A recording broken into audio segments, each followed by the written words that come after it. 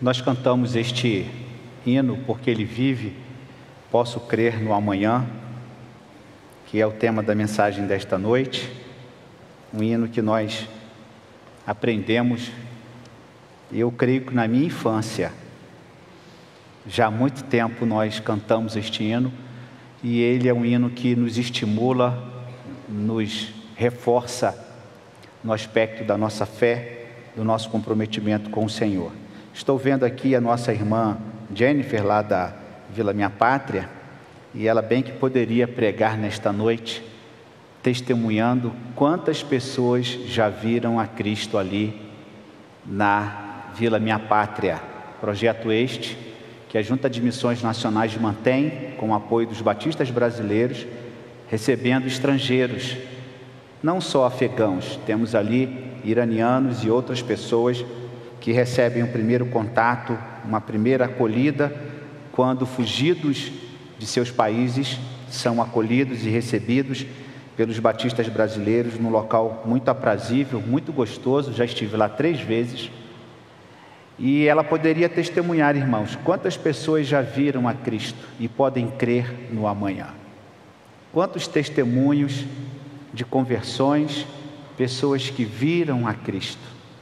Eu estive esta semana no estado do Tocantins, onde participei da entrega, da consagração de uma coletânea do Pentateuco na língua aquê-xerente, trabalho desenvolvido pelos missionários batistas brasileiros que ali moram e que ali exercem o ministério de missões e também pastoral.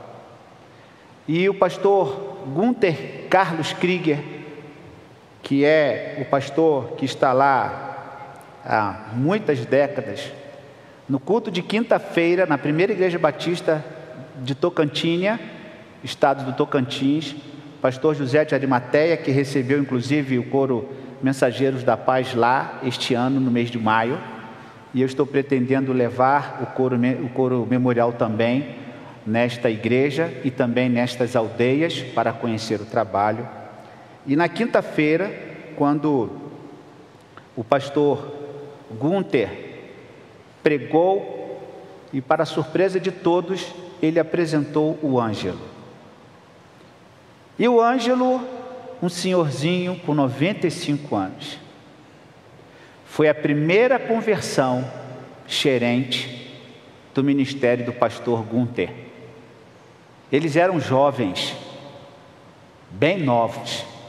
Pastor Gunther, com todo o seu vigor, com toda a sua habilidade já naquele tempo, ele então desenvolvendo o seu trabalho missionário naquela região, ele pôde ganhar para Jesus um jovem. Este jovem se tornou o primeiro indígena. Naquela época se falava índio, hoje nós falamos indígena. Mas se fôssemos falar e testemunhar lá atrás, o primeiro índio que se converteu ao Evangelho, o irmão Ângelo, com 95 anos. Ele se tornou o primeiro vereador xerente naquela região e se tornou o primeiro técnico de enfermagem. E o primeiro crente em Jesus, porque ele viu a Cristo. Que testemunho maravilhoso, irmãos. Aquele senhor com 95 anos testemunhando, falando do que Jesus fez na vida dele. Ele tem 21 filhos. Não sei se Jesus teve muita participação nessa escolha, mas um homem abençoado, um homem que ainda testemunha daquilo que ele viu no Evangelho, se convertendo, e nós podemos perceber a crença fiel de alguém que se entrega a Jesus, que pode crer no amanhã. Você pode crer no amanhã? Você tem convicção de que o amanhã será muito bom? Você tem convicção no seu coração que o amanhã te reserva muitas coisas boas, muitas bênçãos de Deus? Como você entende a fé e como você entende o seu relacionamento com Deus? Como você entende o seu relacionamento com Cristo? É só derrota É só tristeza? Ou nós podemos confiar que o amanhã será melhor, porque nós confiamos e nós entregamos a nossa vida a Cristo? E por isso nós podemos crer como muitos estão crendo no mundo inteiro. Eu já contei isso aqui, testemunho dos missionários.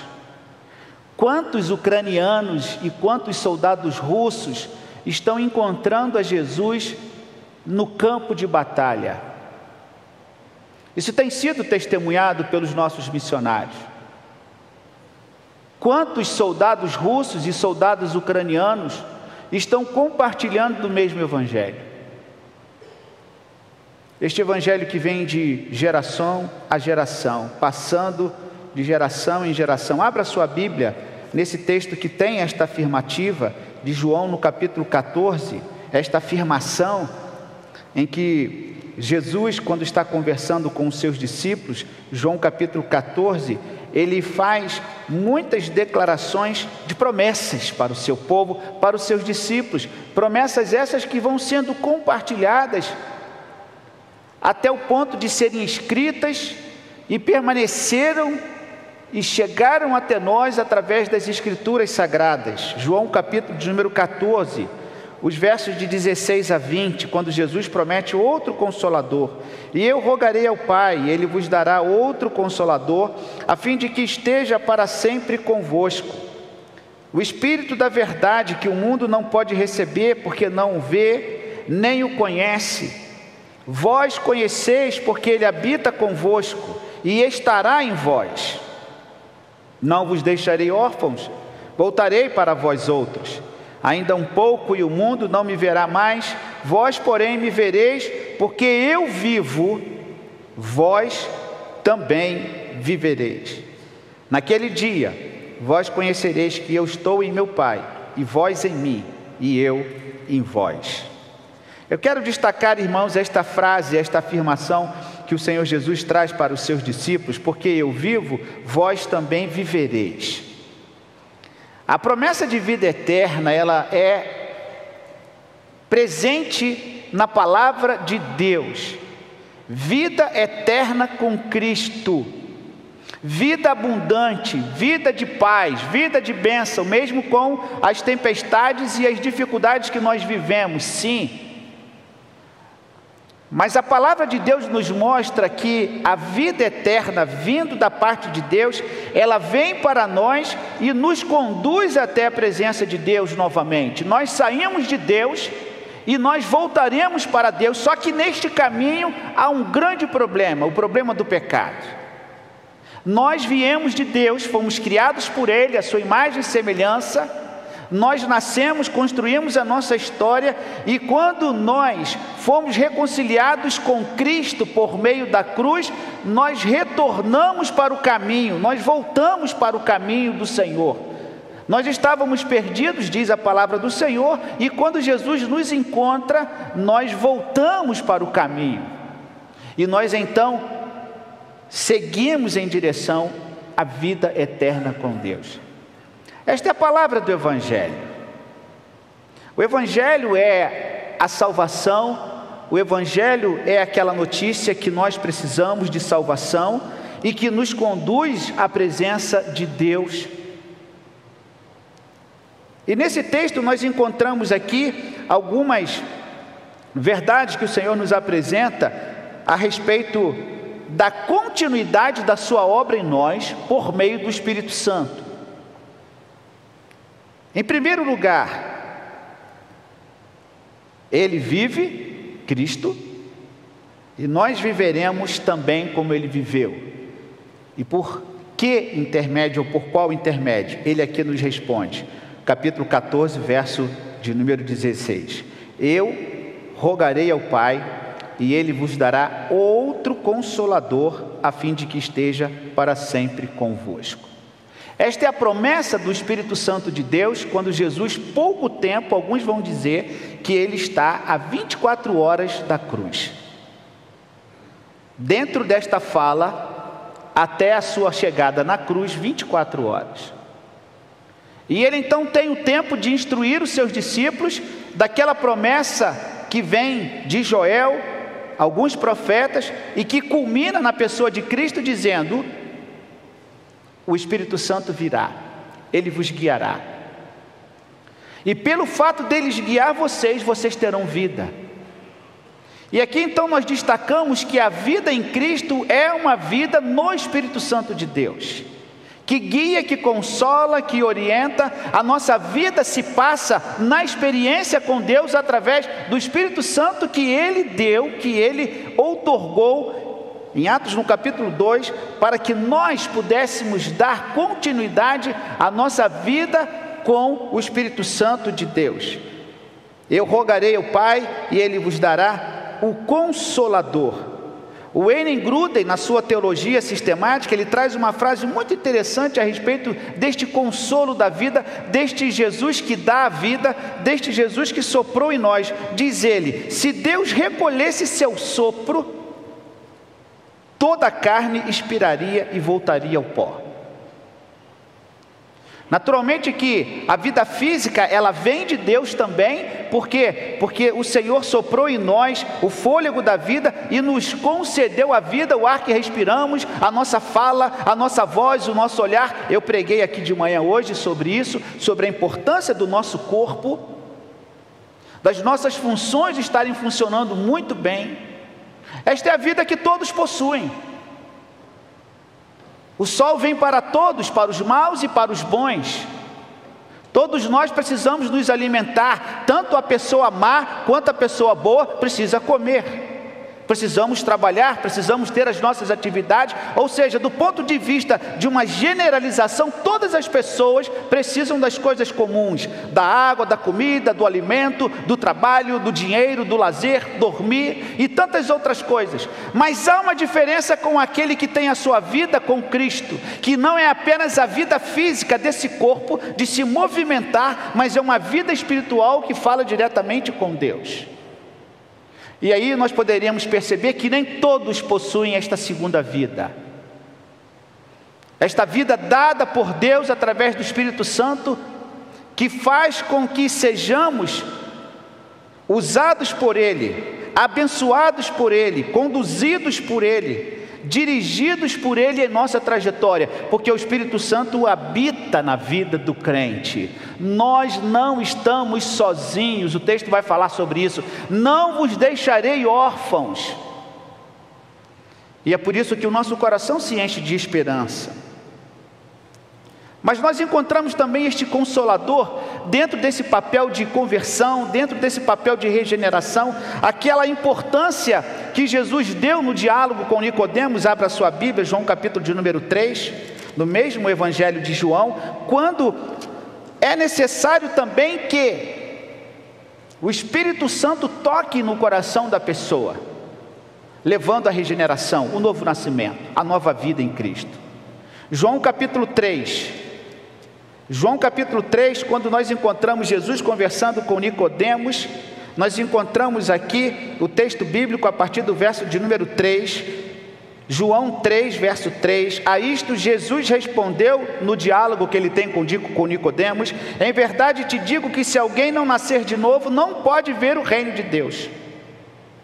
Vejam que esta afirmação que eu trouxe anteriormente, que todo mundo precisa do ar, do sol, da chuva, todo mundo precisa se alimentar, precisa dormir, precisa de lazer, todos nós vivemos, respiramos, o nosso coração pulsa. Mas aqui há uma diferença que Jesus traz, e nesse texto com Nicodemos ele diz qual é a diferença, que é nascer de novo, que é ter um encontro de regeneração, de nascer de novo. E ele vai explicar, e o texto é muito claro neste sentido para nós hoje, que podemos interpretá-lo à luz de outros textos, mas naquele tempo eles ficaram meio que confusos com relação às palavras de Jesus. O próprio Nicodemos fica confuso, ele não entende muito bem esse diálogo. Eu terei que voltar ao ventre da minha mãe para nascer de novo? Veja o que o texto nos diz: o que é nascido da carne é carne, o que é nascido do Espírito é Espírito. Novamente esta afirmação: o nosso nascimento natural, a nossa vida física, não necessariamente está ligado à vida espiritual com Deus. Não necessariamente.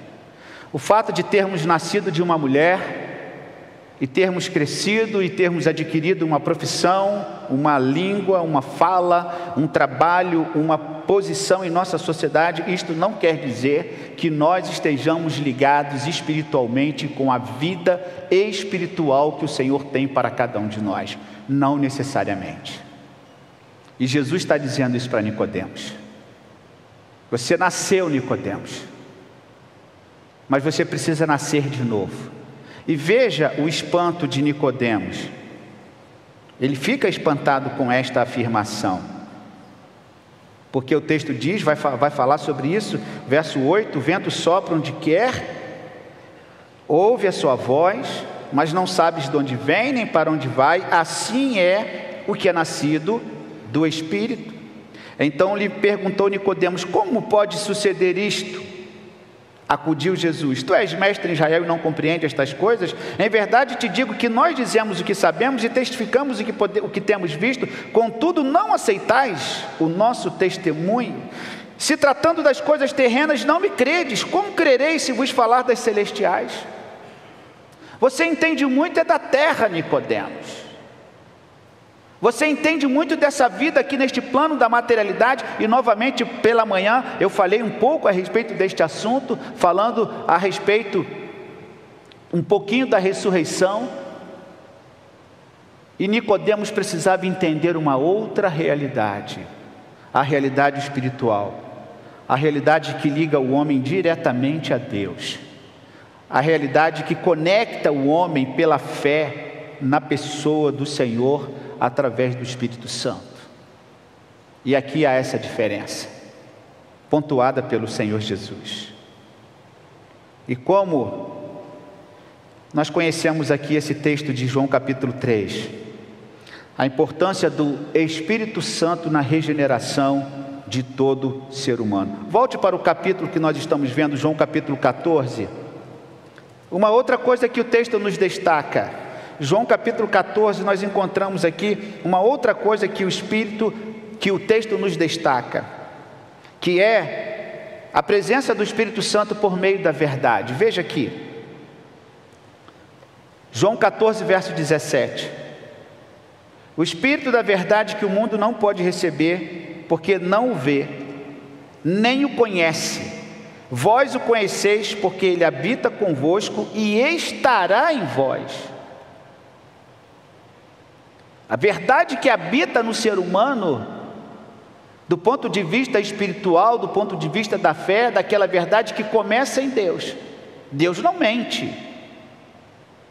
E como fruto deste relacionamento com Deus, e como fruto desta tomada do Espírito Santo da vida da pessoa, ele também dá continuidade a este Espírito da verdade, que o mundo não conhece, porque o mundo é mentiroso, o mundo é enganador. O mundo nos engana muito facilmente, com as suas ideologias, com as suas ideias, com a sua forma de entender a vida, com aquele jeitinho e tantas outras coisas que tentam nos enganar, trazer dificuldade do nosso entendimento para com a verdade. E nós sabemos a importância da verdade para nós, e diz aqui o texto, este Espírito que é o Espírito da verdade.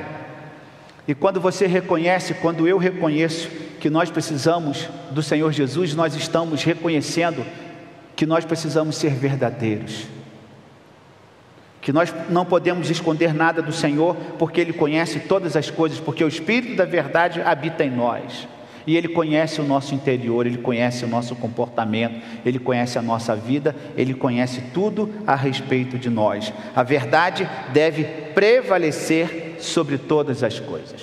Mas o texto ainda caminha dizendo o seguinte, verso de número 18: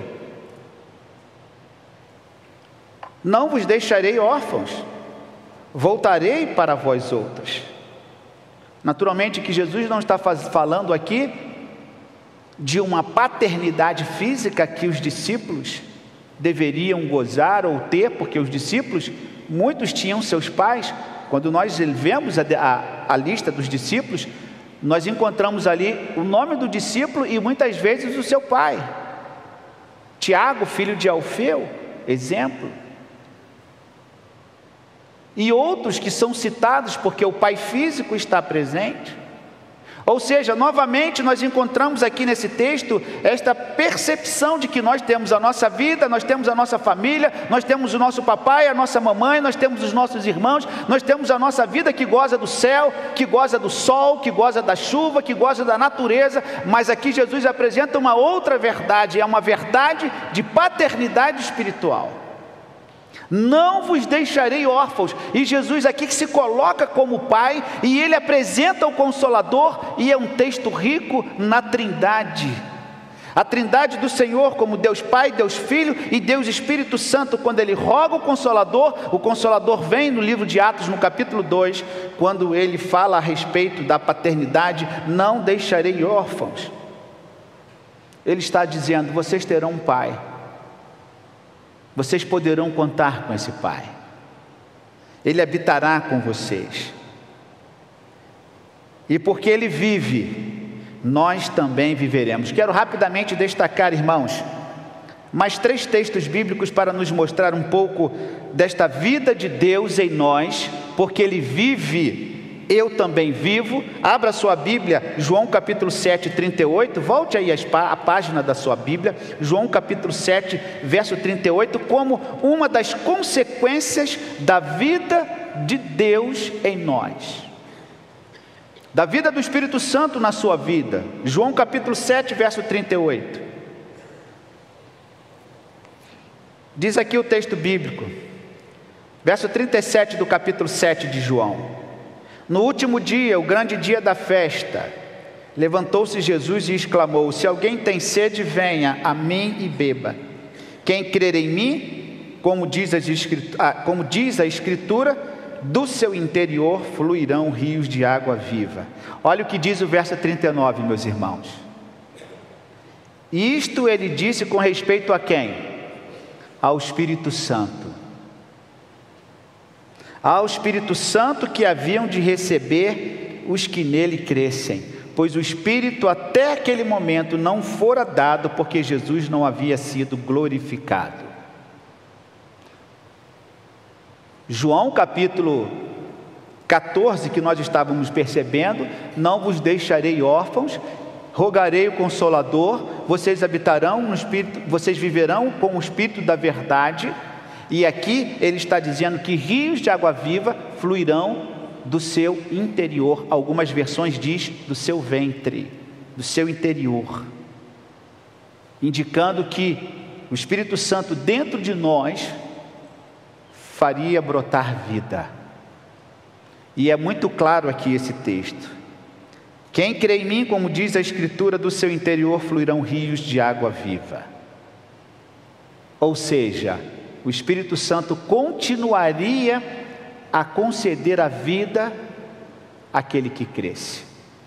E uma outra característica, uma outra consequência também desta vida do Espírito está em João no capítulo 14, verso de número 12.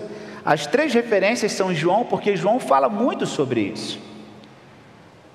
João capítulo 14, verso de número 12.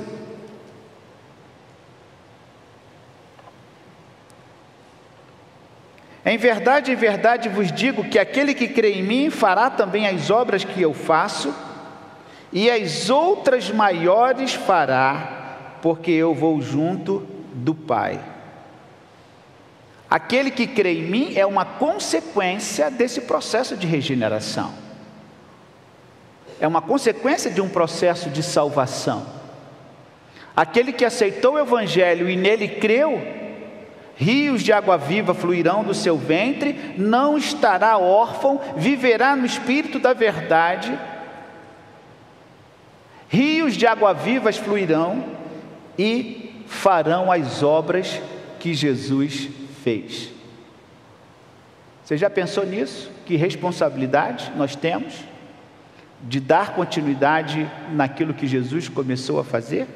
Que responsabilidade paira sobre nós de dar continuidade às obras que Ele fez, e como que Ele faz as obras e como que Ele realiza a sua obra entre nós hoje, através do Espírito Santo do Senhor. Ele nos toma quando nós entregamos cada vez mais a nossa vida a Ele, aos seus cuidados. Quando nós nos curvamos mais e buscamos mais uma vida de contrição, uma vida de busca, uma vida de comunhão com Deus, o Espírito Santo pode nos usar cada vez mais. E aí nós vamos perceber que as obras que Jesus fez poderão também ser vistas na vida daquele que entrega a sua vida a Jesus. Você já ouviu alguém falar assim sobre uma outra pessoa? Essa pessoa parece com Jesus? Você já ouviu isso a respeito de alguém? Eu já ouvi algumas vezes. Essa pessoa parece com Jesus. Como é bacana. E a pessoa que parece com Jesus, muitas vezes ela não está ali numa situação de grande poderio bélico espiritual, não. Ela se parece com Cristo porque ela vive como Cristo.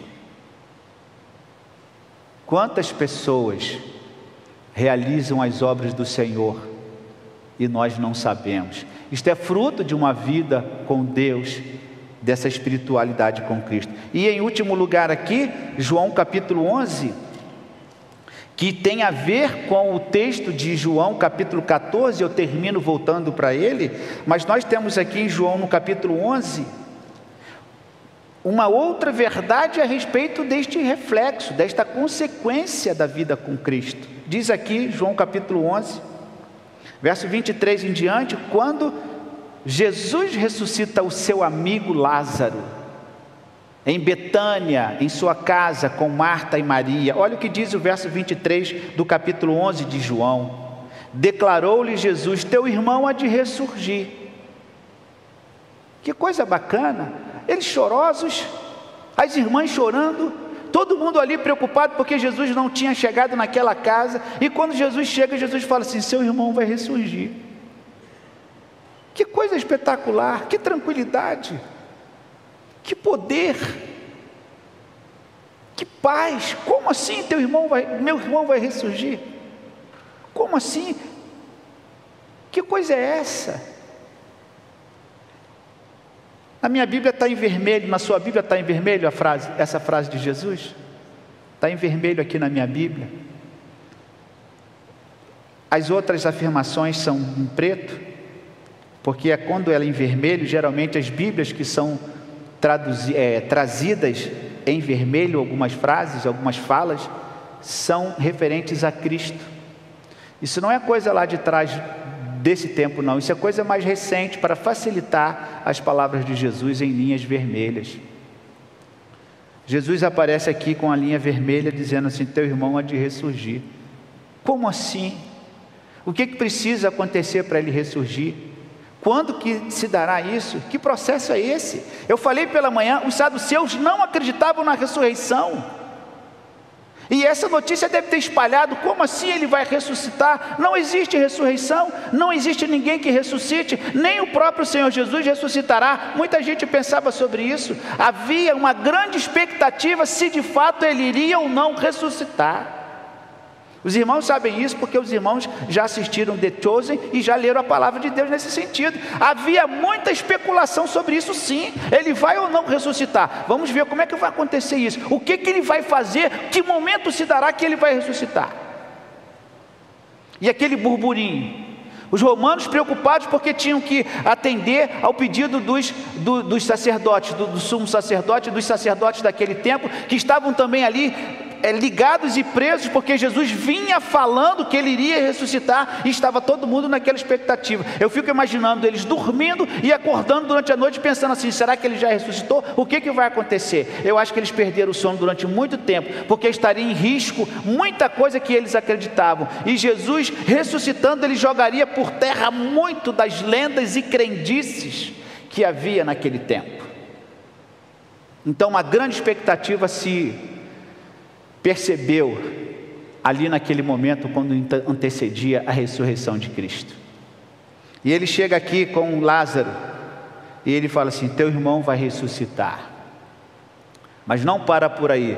Eu sei, replicou Marta, que ele há de ressurgir na ressurreição no último dia. Que afirmação espetacular de Marta. Eu sei, Senhor. Ele vai ressurgir sim. Lá no último dia, o Senhor haverá de ressuscitar, porque nós cremos. E pelo fato de eu crer, de confiar, eu posso crer no amanhã. Amanhã Ele vai ressuscitar. Mas Marta está na mente pensando que Ele ressuscitaria lá no final de todas as coisas.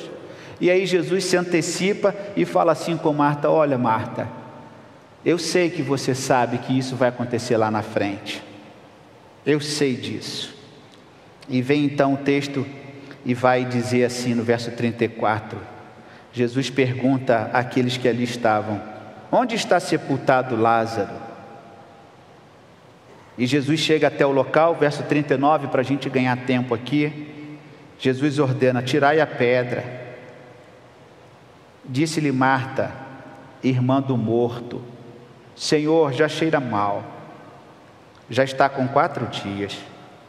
E respondeu-lhe Jesus: não te disse que se creres verás a glória de Deus? E é por isso que a gente crê no amanhã, porque a gente crê no Senhor, porque a nossa fé não é vã no Senhor, porque nós podemos crer, nós podemos confiar que o amanhã pode ser diferente do hoje. Verso 43.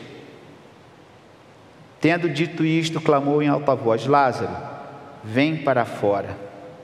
Saiu aquele que estivera morto, tendo os pés e as mãos ligados com ataduras, o rosto envolto no lençol. Então lhe ordenou Jesus: desatai-o e deixai-o ir.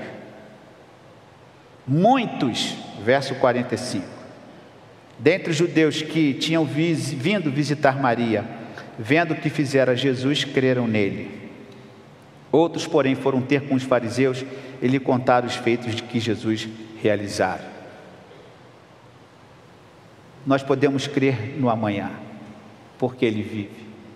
E o momento da ceia é um momento que nos remete muito a isto, irmãos.